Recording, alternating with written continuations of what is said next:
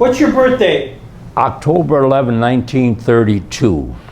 December 7th, 1941, a date which will live in infamy. On that day, my mother took me to the movies, the Winter Garden, and we saw the movie, and we got out of the movie, and lo and behold, there were news guys on the street, Main Street. They were on every main street in town.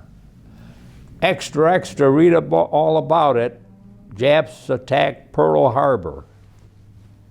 I was a little guy. Japs attacked Pearl Harbor. I didn't know what they were talking about, but I found out after.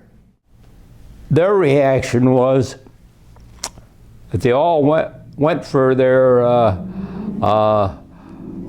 gun supplies. They were all hunters in that.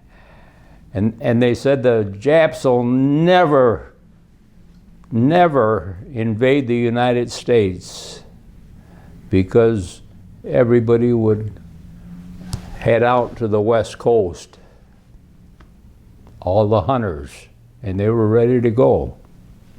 I attended the Woolard School, which is no longer there. They tore it down. It was on Woolard and Tower Street. The old Woolard School.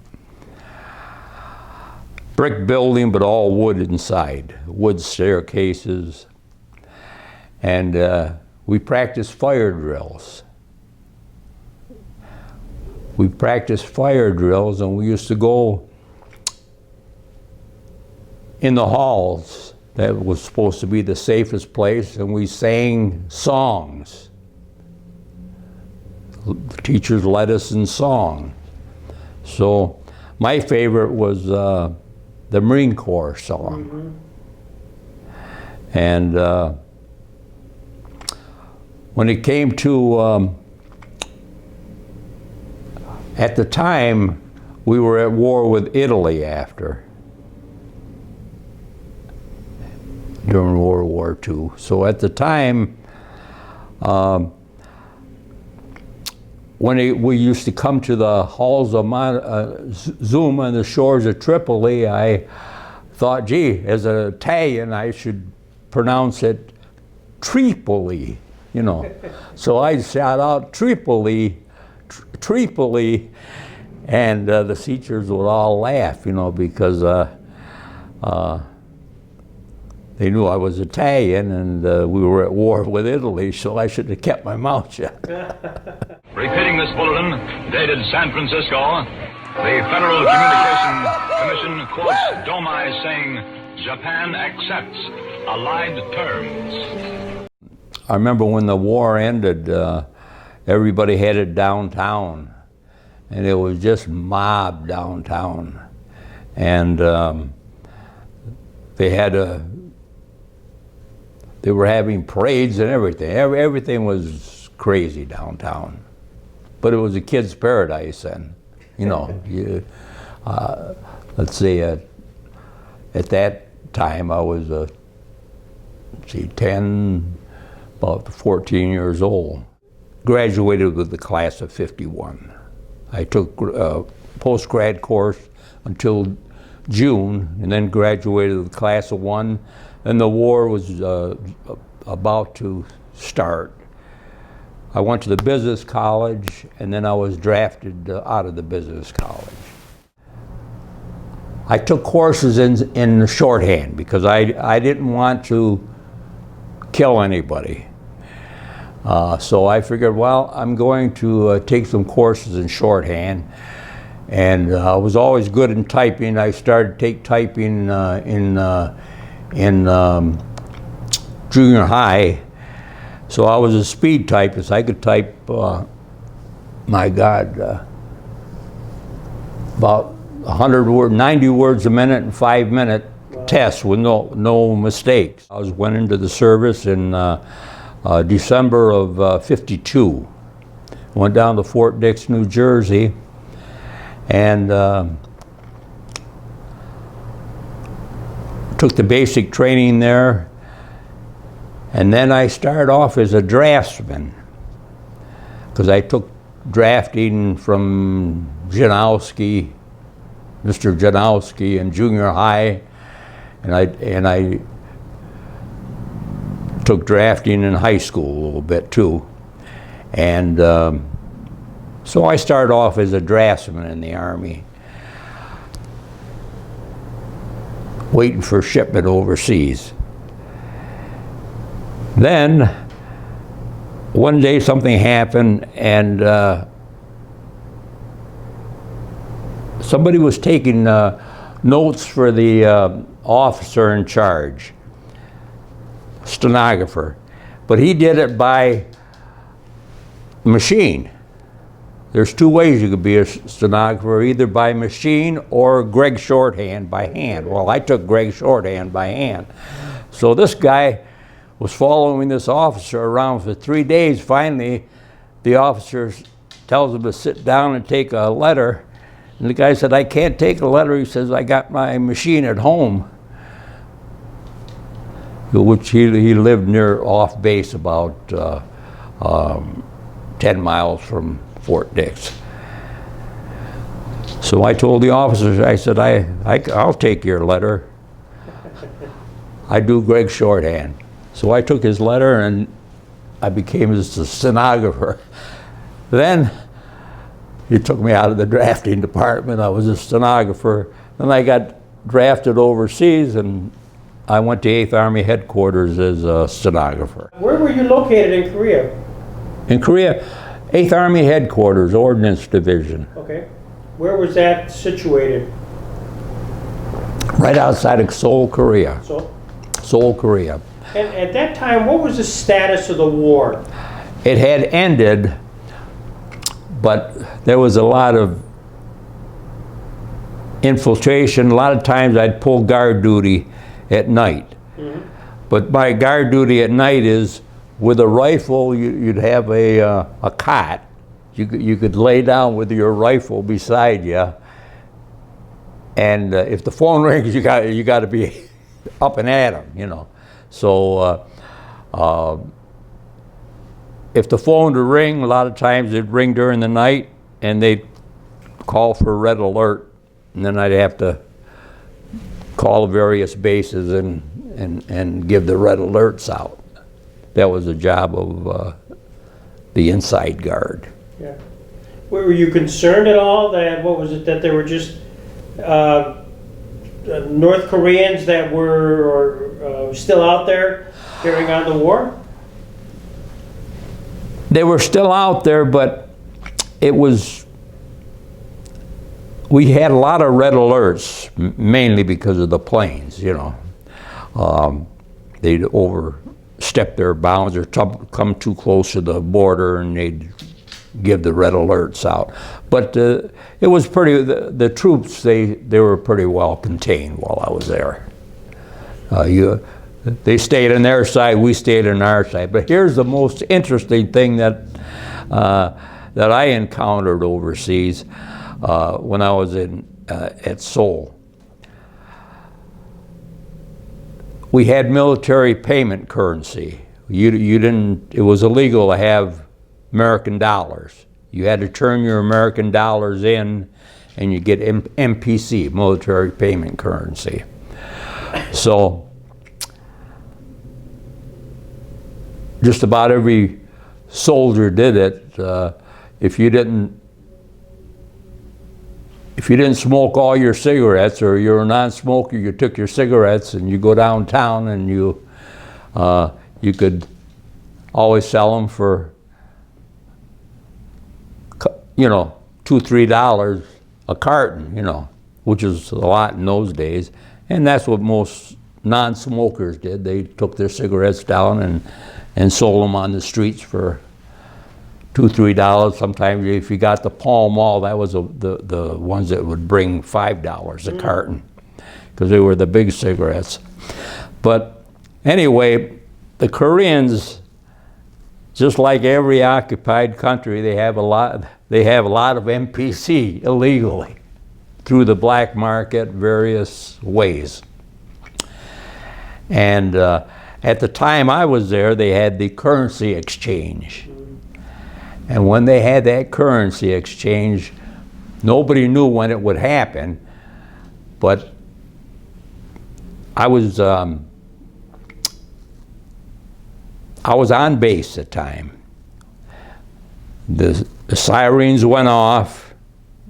When the sirens go off, every GI or military personnel has to head to base. You don't know what it is. So the sirens went off. All the military personnel were headed for the base. What's going on? You know, attack, whatever. I was on base. I knew what was going on. As soon as it went off, I knew, because I was working in the office.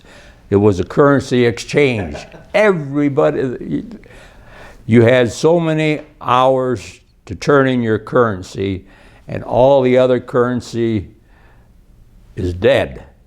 In other words, a lot of the South Koreans had thousands of dollars in military currency. They just went up in smoke because they were coming to the fence, in fact. They were coming to the fence, and the guards were there, and they were wrapping their military currency up and throwing it over the fence to the GIs. Yeah, we remember you. But the guards used to grab the money, told the GIs to stay away from the fence. Don't touch that money, otherwise we'll arrest you. You know, but that's what they were doing. The Koreans were throwing the money over the fence, and then the guards would have to get it and throw it in the baskets and turn it in. You know. And so the currency exchange, for those that had it, like yourself, special script. Yeah. You know, and you change it for dollars, right? I mean, that was the currency exchange. Yeah. Then you turn it in, like the average GI only had if you had $100, you had a lot. You know, if you had $5,000, you better start explaining where you got it, because you couldn't possibly have $5,000. So when that time came and went, and they shut the gate. They shut the gates. Everybody had to come in, and like I said, the North Koreans, they found out, or the South Koreans, they found out what was happening. The currency exchange, their money would be worthless, so they were just trying to run up to the fence and just throwing the money over the fence. And GI, you remember me? You know, I'll give you half. Yeah. They wanted some dollars back, right? Yeah. Oh my golly, that's fascinating. Any other funny incidents you can remember while you were there? Any other things? That's pretty fascinating. Well, that currency exchange thing was a major thing. A lot of the red alerts that we used to get, it was pretty calm. The Koreans were very nice to us. You know, the South Koreans. They were very appreciative and good to us. If we did go downtown, we didn't feel that we were in danger, because there were a lot of MPs around, military police. There were a lot of military police around watching things, you know.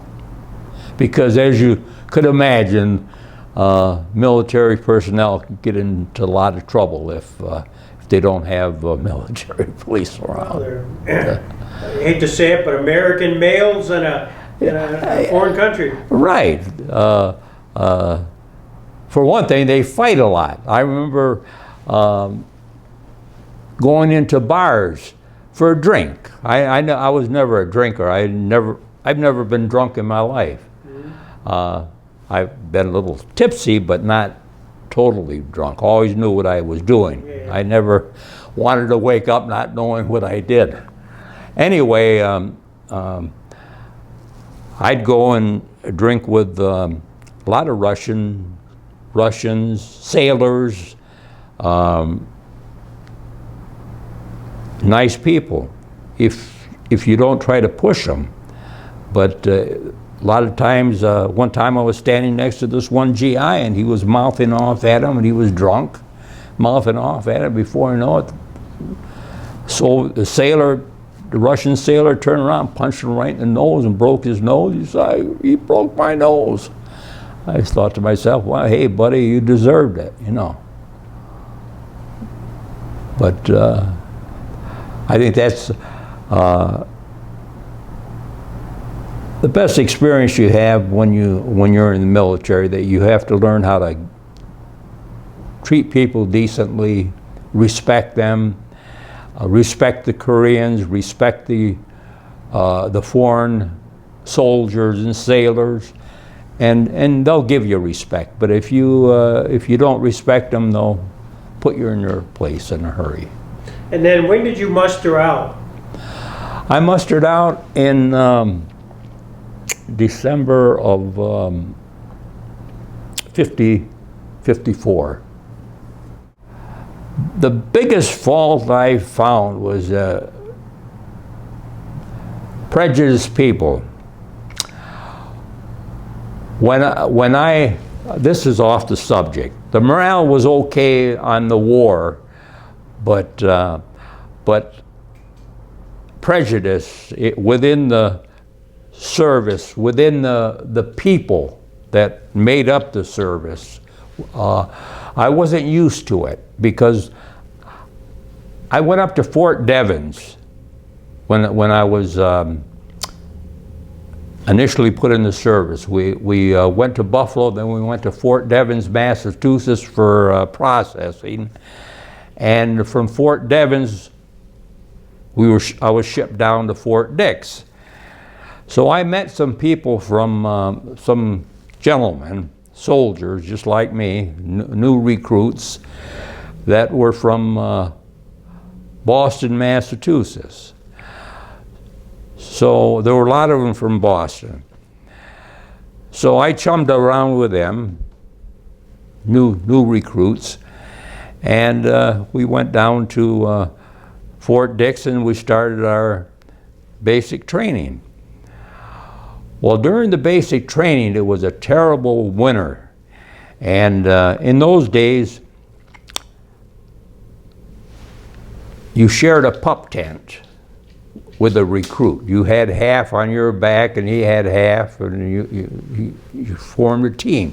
Well, I met this colored gentleman. The only thing I remember, his name was Don, because I only knew him for 8 weeks of basic. And he ran track for Holy Cross. And I did a little track at junior high, and I started off in high school, but then I quit because I went to work. But anyway, I liked track. And so I used to run track with him in my spare time, off hours. We became buddies.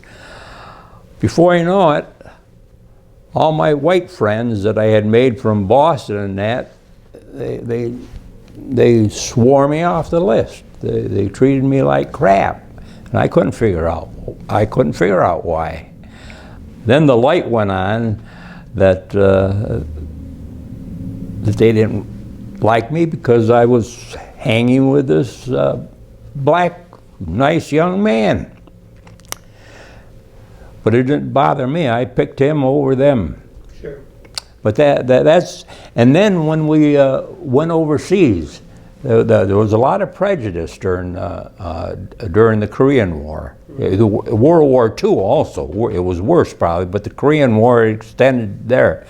When I went to overseas, we stopped off at Chicago to change planes, and we had to stay overnight in Chicago, and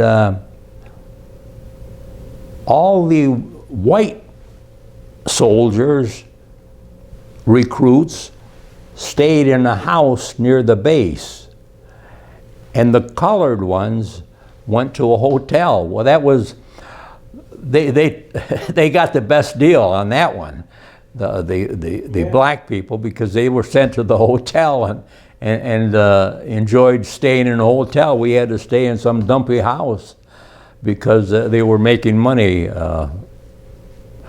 Somehow, whoever was in charge of the troops, they bought houses around, and then they got government money for keeping the troops overnight. See, but it was all the white folks that they let stay together, and they wouldn't let the black people stay there. The blacks they sent to the hotel, but that was reverse discrimination, that the blacks had it better. Sure. You know. But I saw a lot of that in the service during the Korean War, and a lot of it was from the actual soldiers, you know, too. Right. I think it's changed a lot now, because I know some black friends that I've met that have been in the service. One time I was coming out of the Wegmans, and this black, he was just out of the service, he said. He came over to me and he helped me unload the groceries and put it in the car. He said, I saw your Korean veteran. He said, you're a fellow veteran. He said, I'm going to shake your hand. He said, I just retired from the service. He says, so I thought I'd come over and help you. I said, I thanked him, and then his wife was standing there, and I said hello to her, and you know, it's a lot better now, I think. Jim, this has been fabulous. I am so thrilled you shared all of this information. Jackson Center, Korea, my golly, we went through Well, Pearl Harbor, we did everything here. it's been a pleasure, Greg. Thank you, Jim.